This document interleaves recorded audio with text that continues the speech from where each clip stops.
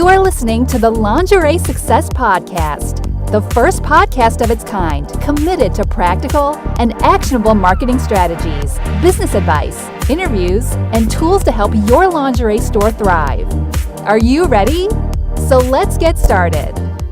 Hello, Lingerie Success listeners, and welcome to episode 14 of the Lingerie Success Podcast, where we provide practical, actionable advice to help your lingerie store thrive. This week, we'll be talking about time-saving and hands-off email marketing tips and ideas. So these are some great ideas for you, all of you busy store owners out there who are listening, who have limited time to spend with marketing, and we hope these tips will help.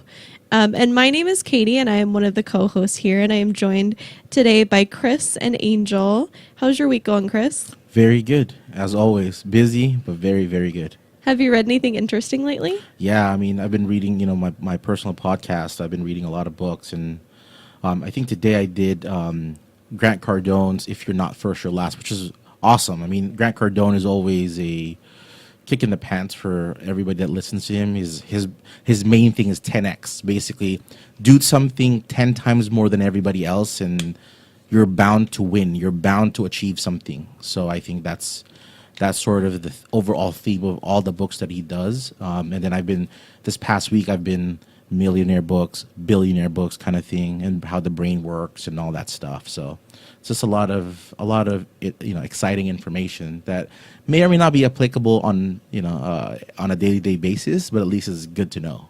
Yeah, absolutely. And Angel, how are you doing today? Pretty good. Just trying to stay cool. It's very hot out here in LA. It's been a couple of days where it's like over 100. So. Oh, it's crazy. I hope it starts cooling down soon. Well, it's going to be hot this weekend. My wife was telling me it's going to be 100 degrees plus again this entire weekend. So. Oh my gosh. Yep. Well, speaking of weekends, Angel, do you have anything fun planned for this weekend? Yeah, I'm really excited because I'm going to upgrade my NAS. I already filled up my 1 terabyte drives, so I got to upgrade to at least 3 terabytes. And I don't know if people do this regularly, but they really should be aware that hard drives do fail. And just from my own personal experience, I had a hard drive crash maybe, 6 years ago, and it just took away like 5 years worth of work. So it's after that happened, I'm super paranoid about having all my files backed up, and it's something that people forget about because your computer just works. But that one day when you turn it on and it doesn't, that's when you're going to be like, oh my God, I should have backed up all my files. Great tip. Absolutely. Yeah, totally. And Angel, for all of our listeners out there like me just a few minutes ago, what is a NAS? NAS is a network attached storage system. So basically it's like a hard drive that's like, it has its own built-in computer. And now you can pick one up for like $100, and then you put 2 hard drives in it. So all your files get saved to one drive, and then automatically what's called RAID 1, it mirrors the other drive, so you always have 2 versions of your files. So if your main computer ever crashes, all your files are backed up not once but twice. So it's like extra, super paranoid backup redundancy. But if you have your company's files or your work files on there, that maybe your tax returns, your employees' files that are super important and irreplaceable, you really should do something like that. Yeah, I think that's awesome. I think that's something that, I don't think about that on a daily basis. And I always hope that my computer will be there for me. And if one day I wake up and it just decides not to, let me access my files, I'll be super disappointed. So I'm definitely going to look into that. Yeah, if you don't want to take the time to actually have a NAS in your office or at home, there's ways to connect with like Dropbox or even Google Drive, where you can set up your computer to upload your files daily to a Google Drive or a Dropbox. So, I just go out of my way to have the actual physical hard drives in my home.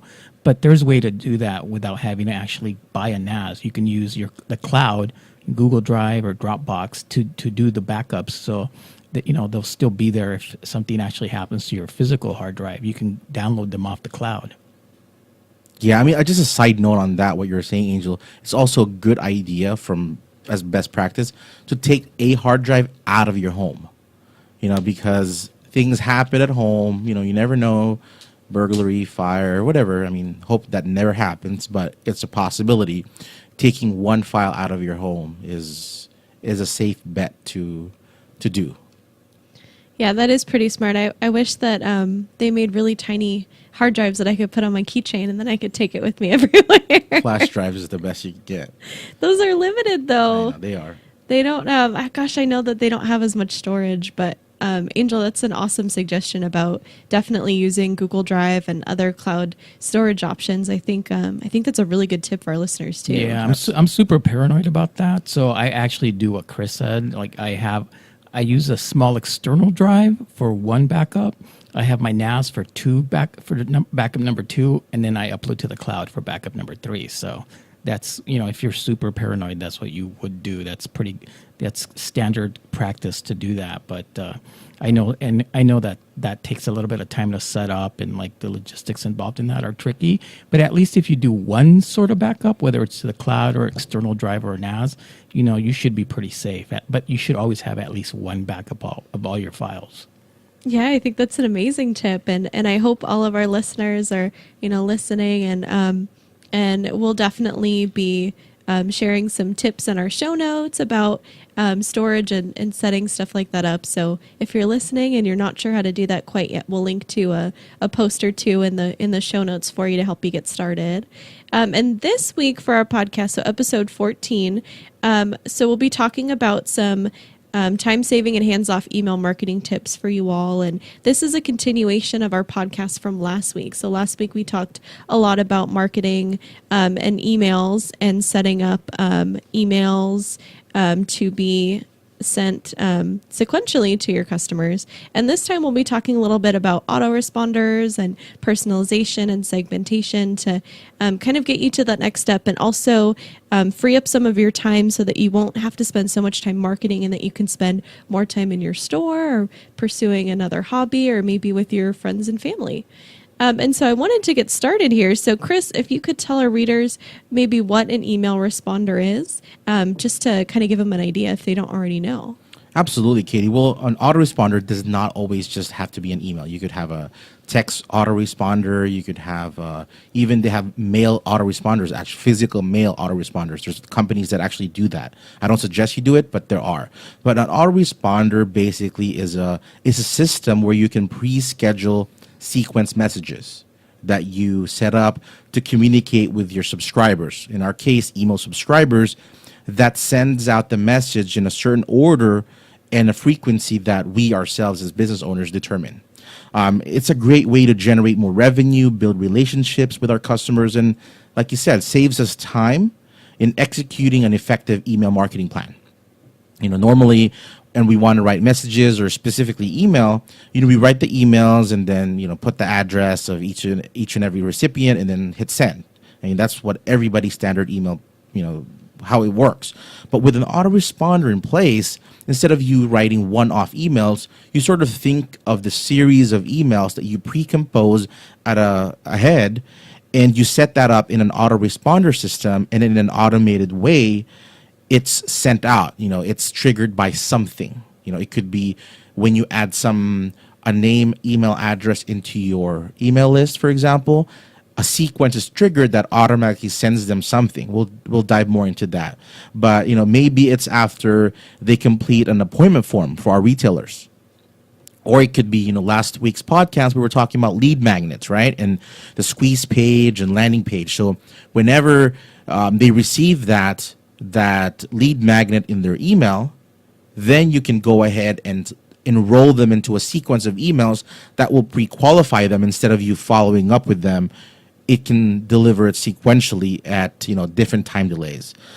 We all know that as business owners, there's those days that life gets in the way. We get busy, we do all of this stuff, and even here in Parfait, we encounter this a lot. So we rely on a lot of automated tasks for us to be able to be more efficient, or I guess be more forgiven for forgetting stuff. So that's just how you use email responders in email responder system. But I want to caution our listeners and our partners. Often we associate email marketing autoresponders with spammy stuff, right? Like keep sending. A lot of worst practices of emails that I've seen. I come from an email lead generation background before joining Parfait. A lot of companies would upload the same exact email and they would send it like 5 times in a row. But that's not what an email responder is for, because you're not providing value. That is a common mistake. I talk about value a lot in this podcast, and providing value by just blasting away, those two things just don't correlate. Your message has to have a plan and a purpose. And the email autoresponder and email in general is just a tool. It really comes, and the value really comes from the actual message that you're delivering. It could be, I think yesterday we were on the last week's podcast, we were talking about delivering a coupon, for example, or a valuable content, expertise, profiting tips, and stuff like that. And those are one-off emails that can be sent out using the email autoresponder system. Yeah, I love, Kris, what you mentioned about, understanding your why and your reasons for sending out those emails. I think, like you said, that's so important to understand why you're doing it, because even though it's automated, you still want to make sure that you're providing your audience value through all of the emails that you send. So that's super duper important. I think some of our listeners might be wondering, how they get started with autoresponders, and maybe even some examples of the type of autoresponders that they could use in their business. So, Kris? Absolutely. Well, there's a lot in the market. I mean, if you Google best email services out there, you'll probably encounter GetResponse, Constant Contact, Aweber. There's Vertical Response. There's MailChimp as well. I mean, there's one-off companies. So the best thing that you do is just Google the best services for 2017, for example, of email marketing, and they will provide majority of the information and a majority of the features that you already need to get started. But in the show notes, we'll make sure to include the link to some of these services. In the company here, we use GetResponse, Vertical Response, and we have a more enterprise software called HubSpot that we use here in the company. But of course, these smaller companies will suffice for the needs of our business owner partners. A lot of this time, this feature and this service is maybe $10, $15, $20. And depending on the amount of volume of subscribers that you have, then you just have to pay a little bit more incrementally. And then once you have a provider that you've chosen, of course, you set up the account and all that stuff. They have the tutorials, resources on how to use them. You then need to brainstorm and decide what content you want to add on your autoresponder. A few ideas that you can do, maybe a how-to guide series, like related to profiting, for example, or customer appreciation emails that highlights your best customers and experiences. It's a good social proof for you to have. I'm sure a lot of our customers, whenever I speak to our retailers, I look at their Yelp, I look at their Facebook page, and you see a lot of glowing reviews. And those are things that you can email purposely to your subscribers to let them know that, hey, I'm awesome, because you are, right? And the other thing too is maybe a series of weekly tips on educating them about bra styles, for example. It's another thing, because not every store, not every partner of ours carry the same thing. So there's a value in educating these customers of what difference is maybe of a balcony bra, a plunge, and difference between a molded and a wire bra, for example. And you can even do an e-course. You can deliver video content via email. Of course, the video itself is not going to play on the email, but you can link to it, which then sends them to another landing page. But after we figured out what content we want to send to our subscribers, then we just simply add this to our autoresponder system and then schedule the follow-up sequence. For example, if you're planning a multi-part email series, which I suggest you do to make full use of this service. For example, once they opt into your lead magnet, of course, the first email that they receive is, here's your content, here's your value pack content. And then a few days later, they receive an email from you that showcases a client success story, right? Then that again it provides social proof, like I said, and makes you look like, and really shows your expertise. And then a few days later, you give them common bra problem tips that they can learn from. And then 3 days later, you send them back to make an appointment with you, because maybe they haven't made an appointment with your store yet for a bra fitting. And then a week later from that, you say again, well, what should you expect from a bra fitting? And then invite them again for a bra fitting. And you can cycle this through. You can make series. There's some email sequences that go up to 50. I don't suggest you start with that. Maybe a 7 to 14 day series will, allow you to maybe have an email sequence for a few months. But also the other thing that I think we need to be able to do is you need to be able to track, a lot of the information that your email blasts to people. When you do your regular Gmail or regular Outlook email, you don't know if they opened it. You don't know if they clicked on anything on your email. But when you use these providers that we talked about, they provide you statistics like open rates, basically out of X number of emails that you sent, how many actually people opened it. You can look at the click-through rates, which is basically from the people that opened it, how many people actually clicked on the email to take an action, like click on your button to watch your video or click your button to make an appointment. The other thing that you need to keep in mind, the reason you want to always look at these tracking metrics is you need to know if your subject lines, your addresses are working. You get a lot of bounce backs and stuff like that. So it's really important for you to track the progress and track the effectiveness of what you're doing. Just a side best practice that I think works very, very well once our retailers engage in this particular process is to do A/B testing. I know that sounds a little bit more advanced for some people, but usually, for example, our retailers have a list of 500 email accounts, for example, right? So they would use an email service and they would send 2 different subject lines to maybe 50 people and then a different subject line to 50 people. And they see that the open rates for email 2 is 50% and open rates for the other one is 3%. So it makes sense for them to use email 2 to email blast to the rest of their email list. So that's just a small tip that I think they can apply because a lot of our listeners may already be using email marketing. So at least they can take something away out of the basic information that I just spoke about. Yeah, I think those are all amazing tips for our listeners. I think one of the biggest things that you can do is market smarter, not necessarily harder.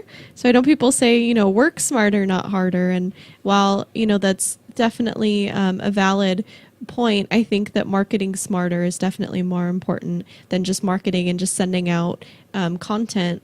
I think also with content, I was reading an article recently and it reminded me of the importance of sending out quality and really waiting. And if you feel, that particular day that you don't have time or you can't create that quality content, wait to send it the next day.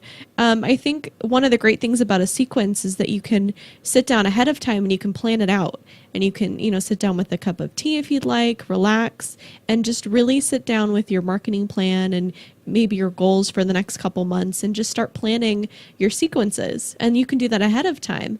And then if you do have something happen, like you get sick or, your business is closed or there's even construction in your area and you're late to work, at least you have something that's doing the work for you so that you don't have to worry about it while you're running your business.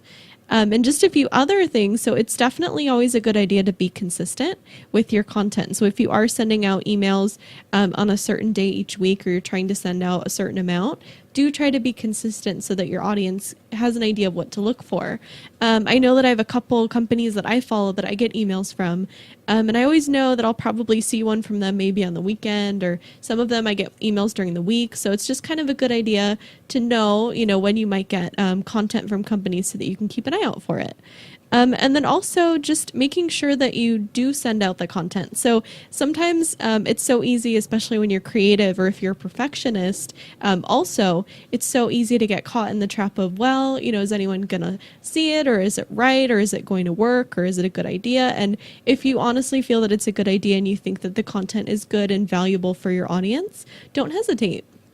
Do send it out, and then you can always fine tune your sequence later. So if you, like Kris mentioned, A/B testing, that's such a great idea, and it's something that you should definitely consider when sending out your emails. And also just remembering that you can always go back and you can, take time later and fine tune and update.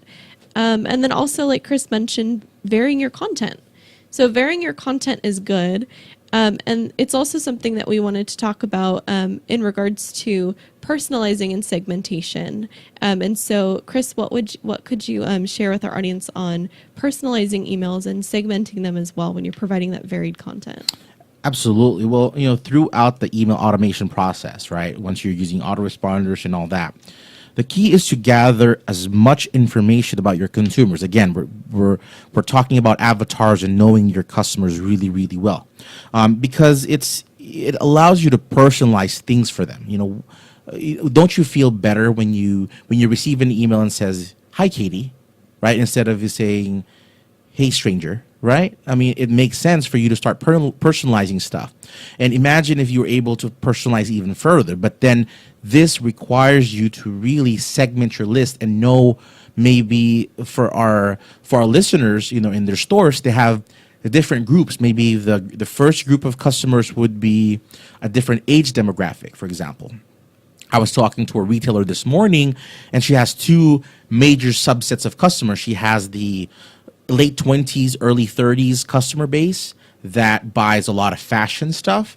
And then she has a lot of those 45, 50, 55 consumers that sort of, when they like a style, they buy all colors of it because they like tried and true stuff. So knowing that ahead of time, and she is actually great at this because she's segmenting her list. When we were having conversations, she's like, "Oh, how many people are on your list?" And she says, "Oh, for this segment, I have this many customers. For that segment, I have that many customers." That's great information because it allows you to personalize the email. Again, you're delivering value because you're able to give them specifically the stuff that they need. So again, to get started in personalization, you need to segment your emails. You use the data that you have, sort them by different attributes such as age, maybe past purchases, a style they gravitate towards more molded cups or maybe bralettes or maybe long line stuff. And do they buy from you maybe online, or they buy from you in the store? Or the basic one is, have they bought from you before? Because a lot of times whenever somebody comes into our store, we promote this a lot with our partners. We sponsor a set where they can do a giveaway. People that would participate in that giveaway, the requirement is they join via email, right? But that contest is open to both current customer, and non-customer. So again, segmenting those lists. You might be wondering, well, how do you do that? Well, by sending an email and asking a question. You segment a question, well, it tells you, are you our customer or not? I mean, it could be as simple as that. They click on it, here's a free something, here's a free discount, or whatever the case. And that people that are replying to maybe photos of your bestsellers, that they're a customer of yours because they've already bought these things. So just thinking ahead, thinking methodically and strategically about your content is very, very important. The dynamic content is basically what you need to do when you try to personalize. I know that sounds complicated, but it's simple. You basically swap out information based on your targets. When you sign up for an Aweber, GetResponse, MailChimp, and GetResponse, Constant Contact, and all these stuff, whenever you're sending their mail merge fields, so they have codes like colon first name, and then they have like last name, date, stuff like that. So instead of you punching in Katie, Angel, Kris, you just basically put first name. And then the email addresses that you upload will automatically take that first name and plug it in there.